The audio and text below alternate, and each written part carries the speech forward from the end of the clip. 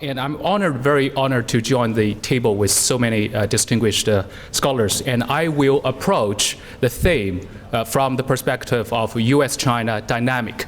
And I would present two core arguments. The first one is that the US is not a status quo power, and China is still a security seeker. The second core argument is that it's very unlikely for the US to sustain its primacy or predominance in the foreseeable future. But it's also very impossible for China to be a candidate for such primacy.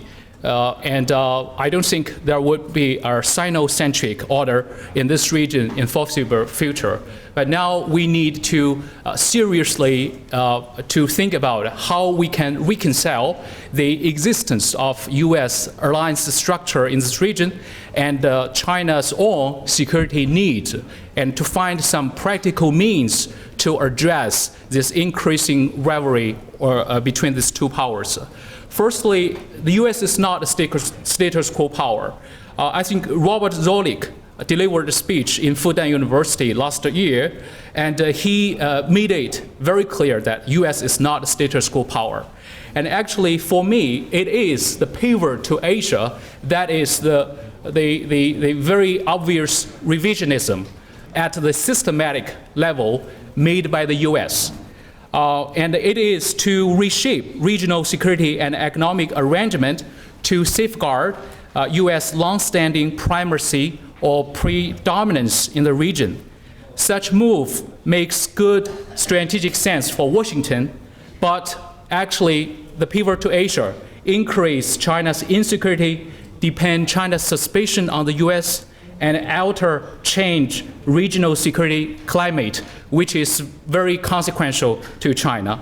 And I think Boston University professor Robert Ross has made it very clear in his 2012 Foreign Affairs article explain to us that why U.S. pivot to Asia increased China's insecurity. I think in this term, U.S. pivot to Asia underestimate China's insecurity, and secondly, underestimate U.S. difficulties to navigate Asia's complexities in security engagements. Thirdly, underestimate challenge of alliance management and spillover effects management. And I would give you some obvious example to suggest the U.S. revisionism in this region. The first thing I think the U.S. is to transform the hub and spoke alliance structure into a more networked system in Indo-Pacific theater. And the U.S. would transfer over 60% naval and air assets to this region. And and recently, U.S.-Japan just passed on the new defense cooperation guideline. We know this guideline was generated in 1978 for targeting Soviet Union, and later in 1997, it was revised to address North Korea problem. But now this alliance is undergoing a significant, if not revolutionary, transformation. And whether the US, Japan, or Western media have made it clear, this time the target is China. And the problem is that RB administration has very ambitious national security agenda and a very deep-rooted historical revisionism and a confrontational approach toward neighboring countries, including China and South Korea. So this is very fundamental shift in US-Japan alliance and very fundamental shift in US-China-Japan trilateral dynamics. It's very disturbing to the regional countries. And I think the tacit agreement between these three major powers actually is breaking. We need to find ways to regain some equilibrium in this trilateral relations. And another example is US-India. And India was viewed by the US as natural ally.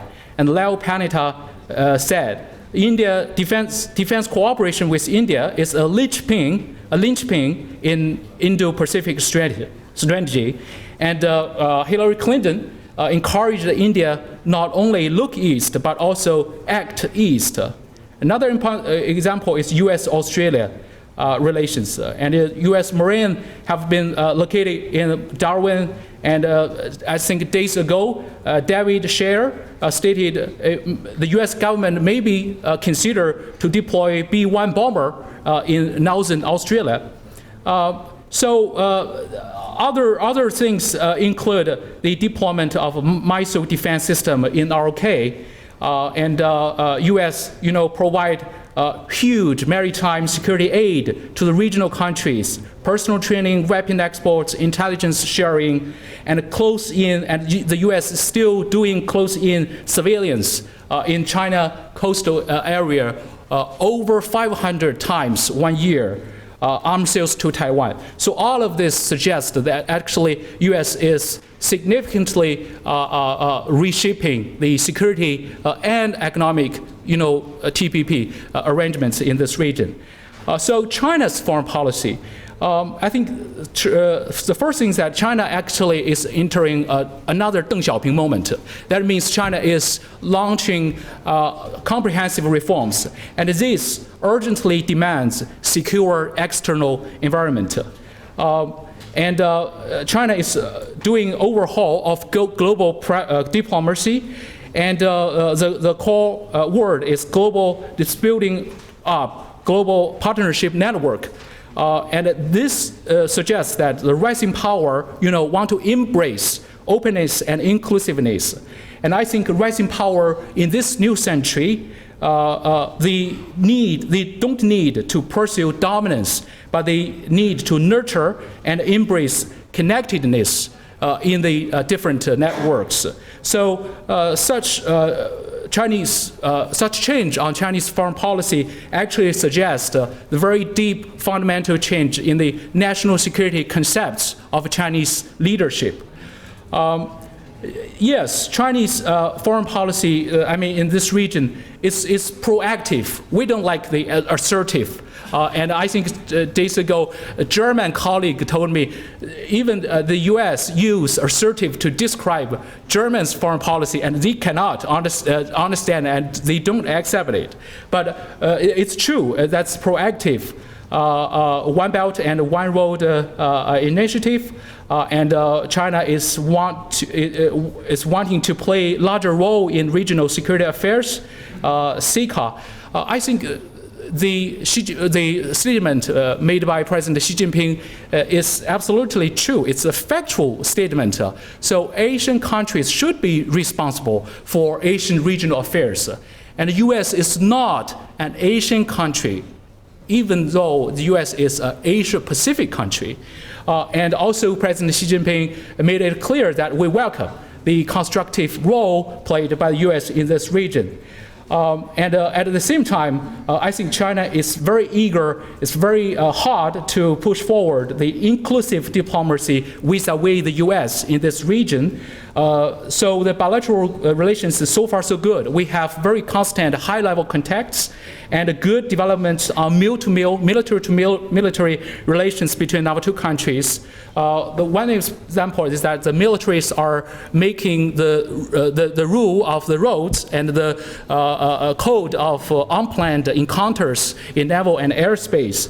And the Chinese Navy joined the RIMPAC 2014 exercise. Even we had so many differences in security affairs.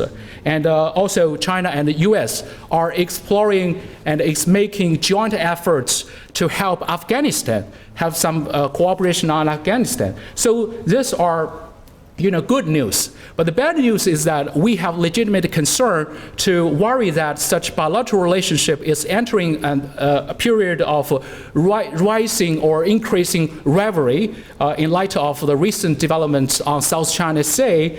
But here I want to make it clear that why China is conducting proactive diplomacy, but it's far from primacy in this region, because China is facing the power predicaments. When you have more power, and actually you would have more problems to use power to assure others and to address the power balancing made by other regional rivals. And there's a flawed historical analogies between China's current order and the tribunal system in the 19th century. And I think in this country, in this region, no country would welcome a Sino-centric or China-centered dominated order. And why U.S. primacy in Asia-Pacific would be, put a question mark in the foreseeable future? I think 3 reasons. The first is financial viability, and second is political sustainability, and third is priority setting of U.S. foreign policy. When U.S. want to pivot into Asia, and you can say more problem in Middle East and Central Europe. So with U.S. retrenchment in Middle East, this region is becoming more turbulent. In light of this situation, and I think it's high time for China and U.S. to recalibrate their regional interactions. I would say we need a mutual accommodation, maybe a grand bargain between these 2 powers. And actually for the 2 powers, they are facing a common web of rebalancings by the regional countries. So it's not only U.S. rebalance to its country. We see India is more active in this region, and we also say Russia's pivot to Asia. So actually we're facing a tangled web of rebalancings made by so many countries. And our common goal for Washington and Beijing is to safeguard the stability and the prosperity in this region. So the alliance structure would not disappear overnight, but China is determined, and actually it's necessary to play larger role in regional security affairs. So the question arises, how can we reconcile these different trends? I would provide 4 general policy prescriptions. The first one would be for both of us. We need to get a better understanding of policy goals from each side. And the diplomacy is the art of messaging, the art of sending signal. So we have to make it very clear about our policy goals. And we need more substantive inter-agency dialogue, not mil-to-mil relations, but we need inter-agency dialogue involving civilian, military, non-governmental organization. And we need greater lower-level contacts between our 2 militaries. Focus on operational safety procedures and crisis management mechanism. Don't let EP3 incident come again. And secondly, and another point is that we probably, second suggestion is collective problem solving. And we need to consider to do more common efforts in addressing piracy, illegal fishery. And third suggestion is we need to promote bilateral CBMs, confidence building mechanisms, into multilateral CBMs to let the regional countries do not enter into the trap of choosing sides between US and China. Last word is about broaden the strategic aperture of our policymakers. Admiral Samuel Locklear, US commander of US Pacific Command, suggested that the climate change is the biggest security threat for the US in this region. And President Obama said just yesterday in his speech at the Coastal Guard Academy, the US need to take care of the climate change security seriously. So we are finding that non-traditional security issues actually is becoming very hard security issues. And we need to find a way to address the interplay of non-traditional security issues and traditional security issues. And the last word is about we need to care about their security development nexus. And I think as China's policy suggested, why we put forward One Belt, One Road initiative, that is because we believe the development performance can address the deep-rooted problems, the deep-rooted causes of insecurity. Thank you very much.